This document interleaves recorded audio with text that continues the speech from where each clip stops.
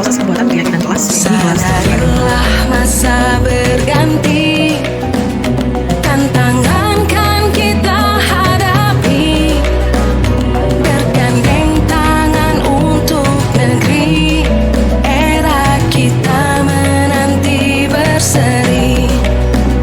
Kita belajar Pancasila, kita bernafas dalam sila-silanya. Kita belajar Pancasila, ayo kita jaga untuk Indonesia. Bersatu dalam perbedaan, berpegang tangan dan berlari. Singkirkan egomu, oh kawan, demi negeri ini. Jadilah generasi emas, cerdas berkarakter itu kita. Berjuang dan harus berani, kita terus torehkan prestasi.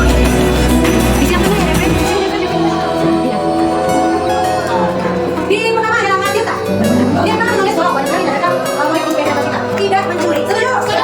Jangan tidak mencuri. Setuju? Tidak membiarkan orang lain masuk ke dalam kita. Kita belajar Pancasila, kita bernafas dalam sila-silanya. Kita belajar Pancasila, ayo kita jaga untuk Indonesia. Kita belajar Pancasila, kita bernafas dalam sila-silanya. Kita belajar Pancasila, ayo kita jaga untuk Indonesia. Ini jangan melawan guru sama sedang dalam penjelasan atau sedang belajar. Di sini saya poinnya tidak boleh melawan ini berbicara saat ini menjelaskan. Berarti tidak kok? Macam bisa tulis tolong dengarkan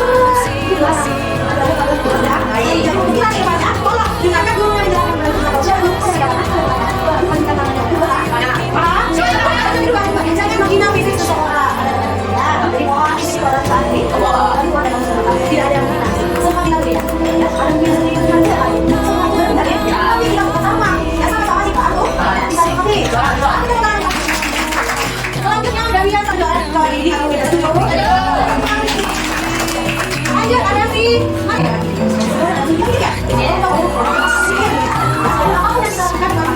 Cerdas berkarakter itu kita, berjuang dan harus berani. Assalamualaikum warahmatullahi wabarakatuh.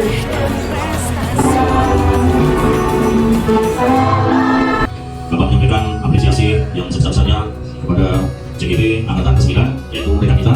Assalamualaikum warahmatullahi wabarakatuh.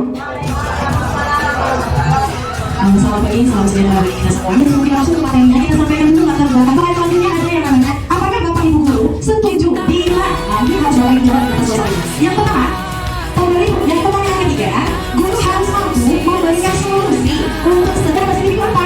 Yakni kebiasaan-kebiasaan baik yang harus kita serahkan di lingkungan sekolah yang berpihak pada murid agar murid dapat berkembang menjadi pribadi yang kritis, penuh hormat dan bertanggung jawab. Seperti ini apa punya strategi? Nanti masih tentang Bapak Ibu. Dengan strategi kita untuk menciptakan budaya Bapak Ibu di tempat salah satunya.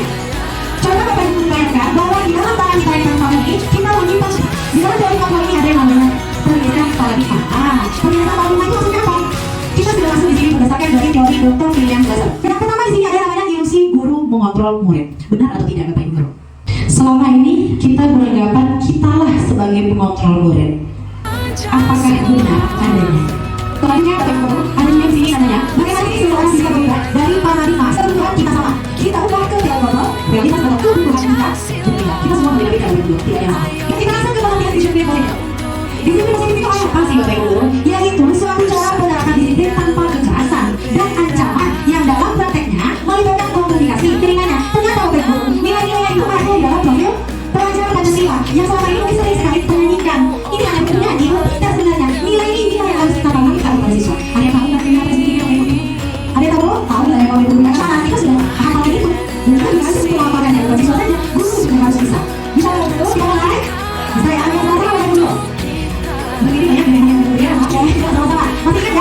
Satu, dua, mulai. Belajar Pancasila, beriman dan bertakwa pada Tuhan yang Esa dan berakhlak mulia, berkenegaraan global, gotong royong mandiri, kreatif dan bernalar kritis. Aduh, benar-benar ayo sama-sama sekali lagi. Jangan lupa ya. Satu, dua, mulai. Belajar Pancasila, beriman dan bertakwa pada Tuhan yang Esa dan berakhlak mulia, berkenegaraan global, gotong royong mandiri, kreatif dan bernalar kritis. Ya, terima kasih boleh dulu. Jadi ya, ini yang tadi kita ceritakan tadi.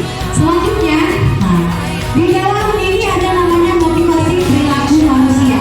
Maksudnya apa di sini? Manusia berperilaku itu pasti karena adanya motivasi.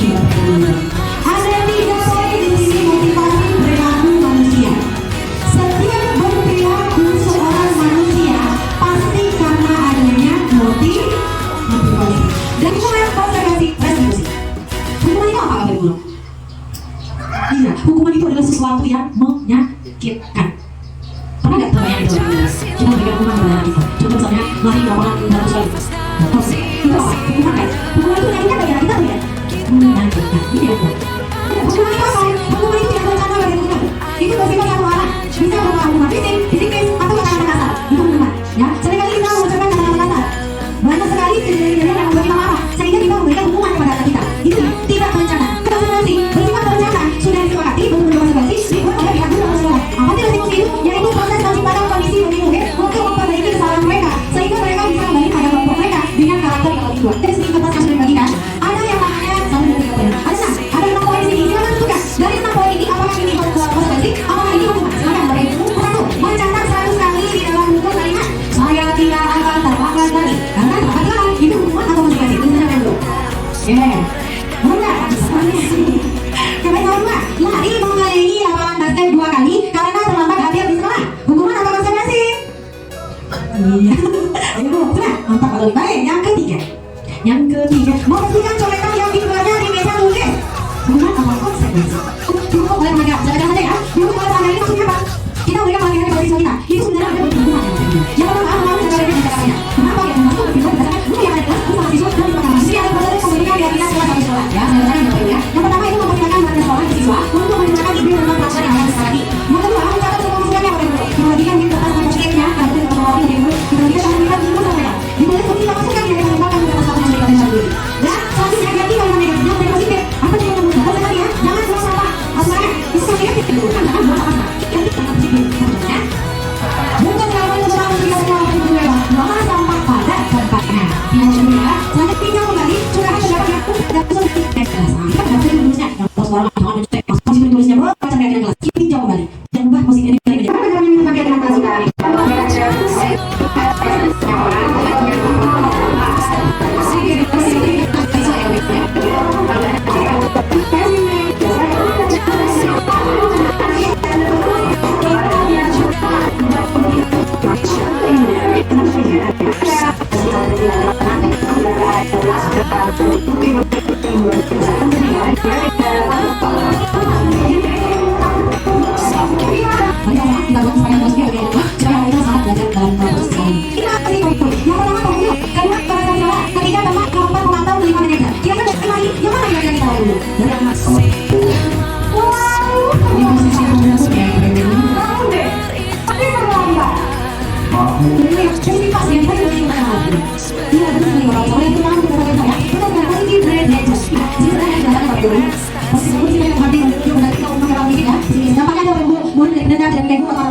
Selanjutnya ada juga posisi pembahasan salah, seorang cenderung lembut, tenang, namun kata-katanya menyalahkan murid. Guru akan katakan hal yang merasa kesalahan ada pada murid dengan membuat murid menderita. Dampaknya apa? Guru merasa salah itu tidak diminati gagal, menjadikan menjadi lingkungan. Ya, kemudian posisi mana? Suara guru akan masih cenderung dengan pengalaman suasana. Guru akan merasa senang, aman dan akan dengan guru. Identitas yang kita yang sukses dan kita sekali ya. Dampaknya guru akan menjadi kepada sekolah atau pada sisanya. Mungkin tidak mandiri dan tidak bisa berpikir hidup diri sendiri. Dan juga posisi mana? Tahu soal masalah yang disampaikan tidak bersama, tidak bisa melakukan dengan suami itu. Ketika lintas diri atau berhasil memantau terus kegiatan orang lain. Pada saat guru investasi, maka guru harus mengawasi. Dampaknya guru akan menghitung konsekuensi dan lainnya tentang memahami dan meyakinkan kebenaran itu. Tidak sepenuhnya mandiri. Dan yang penting dari posisi kita, seorang guru yang tahu tidak bersama dalam melakukan tidak berhenti. Posisi yang sedikit berhasil, guru akan menguruskan yang pertanyaan belakang agar benar yang dampaknya guru percaya diri akan melakukan masalah. Guru tidak bisa posisi yang berhasil bertanggung jawab.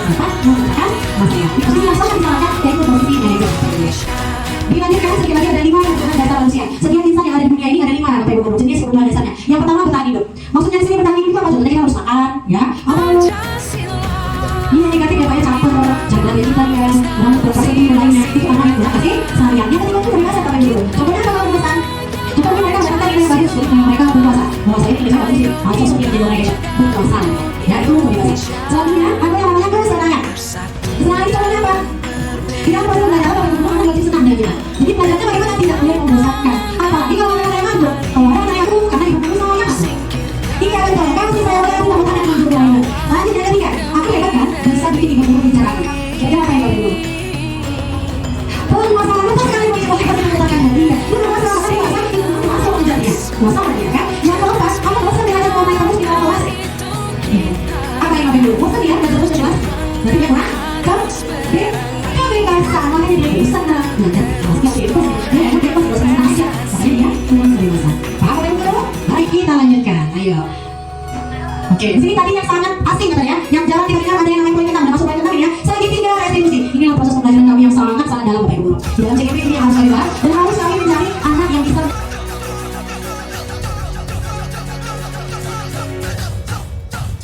Kita belajar Pancasila, kita bernafas dalam sila-silanya. Kita belajar Pancasila, ayo kita jaga untuk Indonesia. Kita belajar Pancasila, kita bernafas dalam sila-silanya.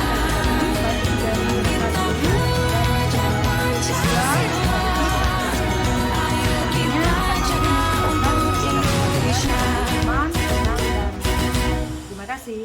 Assalamualaikum warahmatullahi wabarakatuh.